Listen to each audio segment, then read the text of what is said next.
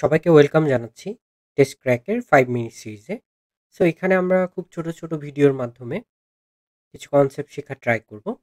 তো আজকে খুবই পপুলার একটা topic, bias variance trade of. এটা নিয়ে আমরা একটু ডিসকাস করার চেষ্টা করব। আমরা বায়াস ভ্যারিয়েন্স ট্রেড অফের কথা আসলেই এই তিনটা সিনারিওর কথা ফেস করব।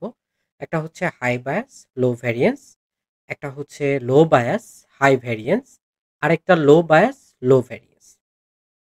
সো হাই বায়াস লো ভেরিয়েন্স এই জিনিসটা আসলে কি মিন করে?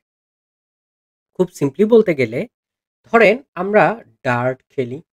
সো ডার্ট বোর্ড এইরকম, এটার একটা সেন্টার থাকে, সেন্টারে আমরা ডার্ট থ্রো করব।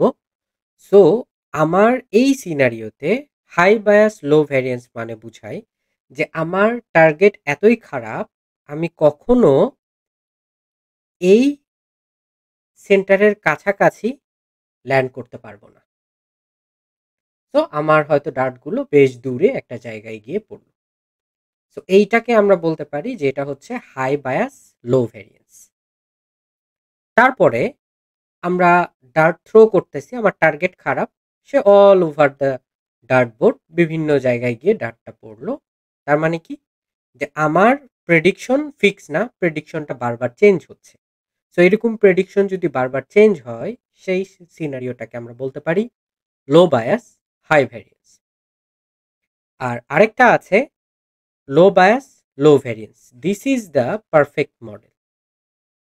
সো আমরা যখন কোনো মেশিন লার্নিং মডেলকে ইভ্যালুয়েট করব, আমার ইনশিওর করতে হবে যাতে লো বায়াসও আসে, লো ভ্যারিয়েন্সও আসে। সো এই সিনারিওতে আমরা যদি বলি যে আমার টার্গেট যদি খুব ভালো হয়, আমি আমার ডার্টগুলো এই সেন্টারের খুব কাছাকাছি ল্যান্ড করবে। আমি যদি 5টা থ্রো করি, 5টাই খুব কাছাকাছি ল্যান্ড করলো বা কোনোটা সেন্টারকে হিট করলো। সো এই সিনারিওটাকে আমরা বলতে পারি লো বায়াস লো ভ্যারিয়েন্স। ওকে, সো আমরা বায়াস মানে কি বুঝাই এক কথায় যদি বলতে চাই, সো বায়াস মানে আন্ডার ফিটিং। বায়াস মানে under fitting and variance, variance হচ্ছে ওভার ফিটিং, খুব সিম্পলি বলতে গেলে। So under fitting over fitting নিয়ে পরে আমরা ডিসকাস করব অন্য একটা ভিডিওতে। সো আমরা যদি বায়াসকে এক্সপ্লেইন করতে চাই, সো আমরা বলতে পারি যে মডেলটা খুবই সিম্পল, মডেলটা খুবই সিম্পল। আর ভ্যারিয়েন্সের ক্ষেত্রে মডেলটা খুবই কমপ্লেক্স। ফর এক্সাম্পল, ধরেন আমার আমি একটা ব্লকে বাসার প্রাইস অ্যাজাম্প করতে চাচ্ছি বা বাসার প্রাইস প্রেডিক্ট করতে চাচ্ছি। সো আমি ধরে নিলাম এ ব্লকে আমার 100 ফ্ল্যাটস আছে। সো আমি ধরে নিলাম এই 100টা flat, no matter the size, কত স্কোয়ার ফিট এটা আমার দেখার ব্যাপার না, কিন্তু সবার প্রাইস আমি সেম ধরে নিলাম। সবার প্রাইস যদি সেম ধরি, তার মানে আমি কি খুব সিম্পলি চিন্তা করতেছি। সো এইটা হচ্ছে বায়াস। আর আমি 100টা ফ্ল্যাট, আমি কোনো জেনারেলাইজ ডিসিশনে না এসে আমি করলাম কি, ঠিক আছে 100টা ফ্ল্যাট সবার আলাদা আলাদা প্রাইস আমি জাজ করতেছি। এই যে সবার আলাদা আলাদা প্রাইস ক্যালকুলেট করছি বা সবাইকে আমি এই মডেলের আন্ডারে নিয়ে আসতেছি, এটাকে বলা হয় ভ্যারিয়েন্স বা ওভারফিটিং, অথবা আমরা বলতে পারি যেটা হচ্ছে কমপ্লেক্স মডেল। সো আমরা এখানে যতগুলো ডাটা পয়েন্ট আছে বা যা আছে সব কভার করতেছি। ওকে, সো কেন আমাদের বায়াস ভ্যারিয়েন্স লো হওয়া দরকার, এই কোশ্চেনটা আসতে পারে। তো এইখানে যেটা আমাদেরকে বুঝতে হবে, মেশিন লার্নিং এর একটা টোটাল ইররের ফর্মুলা আছে। So total error equal to আমরা লিখতে পারি বায়াসের উপর square plus variance and then another thing is irreducible error, যে ইররটা আমার থাকবেই। সো এই পোর্শনটাকে আমরা কোনো কিছু করতে পারবো না, কিন্তু বায়াস ভ্যারিয়েন্স এই দুইটার আমাদের উপর কন্ট্রোল আছে। তো এগুলোকে আমি যত লো করব, আলটিমেটলি আমার টোটাল ইররটা তত কম হবে। সো এই জন্যই আমরা বলছি লো বায়াস লো ভ্যারিয়েন্স, এটা আসলে পারফেক্ট মডেলকে বুঝায়। সো আমরা একটা কাজ করি যে আসলে বায়াস হাই বায়াস কখন হয়, হাই ভ্যারিয়েন্স কখন হয়, অ্যান্ড ব্যালেন্স কখন হয়, এটা বোঝার চেষ্টা করি। তো আমরা বরাবরই হাউস প্রাইস প্রেডিকশন বা এই ধরনের রিগ্রেশন মডেল অ্যাপ্লাই করে থাকি। সো যে কাজটা আমরা করব, আমরা একটা গ্রাফ যদি চিন্তা করি, ধরেন এখানে আমার একটা গ্রাফ আছে যেখানে আমার এক্স অ্যাক্সিস বরাবর আছে হচ্ছে প্রাইস, আর ওয়াই অ্যাক্সিস বরাবর আছে আমার হচ্ছে ধরে নিলাম, সরি, এইখানে আমরা সাইজ দিলাম আর এখানে আমরা প্রাইস দিলাম। ওকে, এখন আমার যদি জাস্ট এইরকম হয়, জাস্ট একটা স্ট্রেট লাইন, এখানে বিভিন্ন ডাটা পয়েন্ট আছে উপরে নিচে, কিন্তু আমি সবগুলোকে অ্যাভয়েড করে জাস্ট একটা স্ট্রেট পয়েন্ট দিচ্ছি বা স্ট্রেট লাইন দিচ্ছি। সো এইটা হচ্ছে আমার হাই বায়াস মিন করে, হাই বায়াস মিন করে।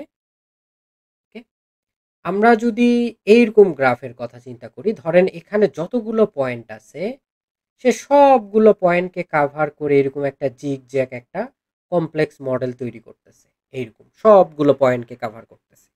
So Y axis X axis বরাবর আমার ভ্যালু সেম থাকতেছে, কিন্তু আমার কি এইখানে সবগুলো ডাটা পয়েন্ট যেহেতু সে কাভার করতেছে, এইটাকে আমরা বলতে পারি এটা হচ্ছে ওভারফিট। এই ক্ষেত্রে আমরা যেটা পাবো, যে প্রবলেমটা পাবো, সেটা হচ্ছে হাই ভ্যারিয়েন্স, হাই ভ্যারিয়েন্স পাবো। তাহলে ব্যালেন্স কি?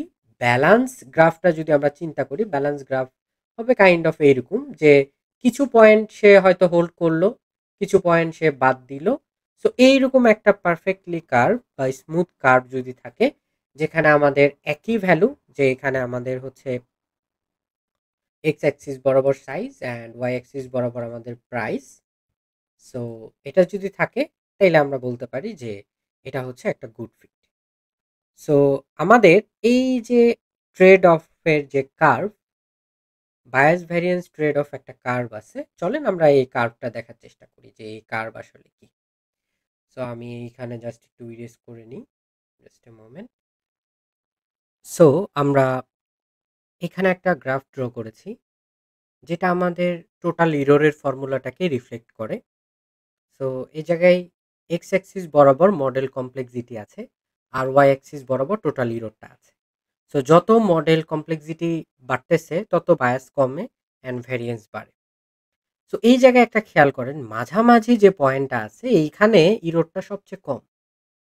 এর কারণ হলো এটা হচ্ছে আমার বায়াসেরও মানে লো বায়াস লো ভ্যারিয়েন্সের একটা পয়েন্ট, যেটাকে আমরা কাইন্ড অফ বলতে পারি যে এখানে অপটিমাল পয়েন্টটা আছে, যার ফলে এর থেকে ইরর আর কম হওয়া সম্ভব হবে না।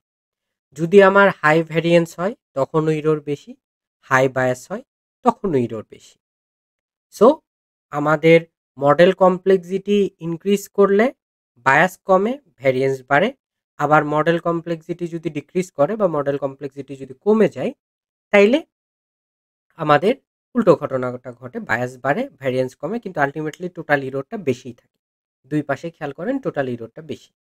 তার মানে বায়াস ভ্যারিয়েন্স ট্রেড অফটা এইটাই, যে আমার যদি মাঝামাঝি দিকে চিন্তা করি, যেখানে বায়াসও আছে মোটামুটি কম অ্যান্ড ভ্যারিয়েন্সও মোটামুটি কম, এই পয়েন্টটাতেই ইররটা সবচেয়ে লোয়েস্ট হয়। এখন বায়াস ভ্যারিয়েন্স এই জিনিসগুলো কিভাবে আমরা হ্যান্ডেল করতে পারি, এটা নেক্সট ভিডিওতে ডিসকাশন হবে।